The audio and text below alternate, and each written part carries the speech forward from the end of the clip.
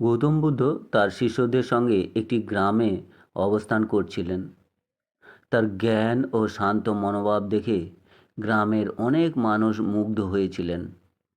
তবে এক ধনী ব্যক্তি, তিনি অহংকারী ও রাগী ছিলেন।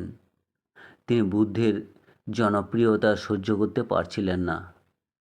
একদিন বুদ্ধের সামনে এসে অপমানজনক কথা বলে তিনি তাকে অপমান করেছিলেন। তিনি চিৎকার করে বললেন, তুমি ভণ্ড, তোমার শিক্ষা সব ভুল, তুমি লোকজনকে বিভ্রান্ত করছো। সবাই চুপ, কিন্তু বুদ্ধ ছিলেন সম্পূর্ণ শান্ত। তিনি কিছুই বললেন না, শুধু তাকিয়ে রইলেন।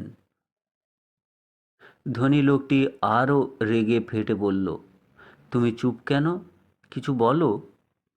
তখন বুদ্ধ ধীরে ধীরে বললেন, তুমি যদি কাউকে উপহার দিতে চাও আর সে যদি না নেয়, তাহলে উপহারটি কার কাছে ফিরে যায়?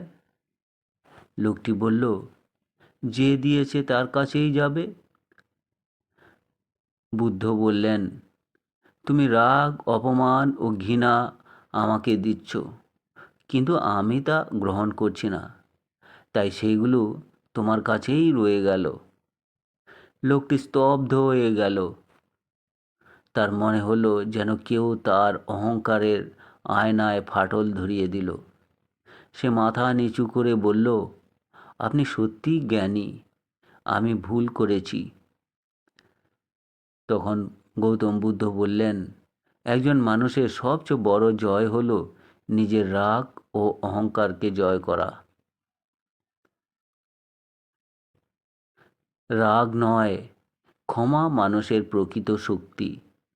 যে নিজের আবেগকে নিয়ন্ত্রণ করতে পারে, সেই সত্যিকারের বিজয়ী। অহংকার মানুষকে অন্ধ করে দেয়, আর নম্রতা তাকে আলো দেখায়।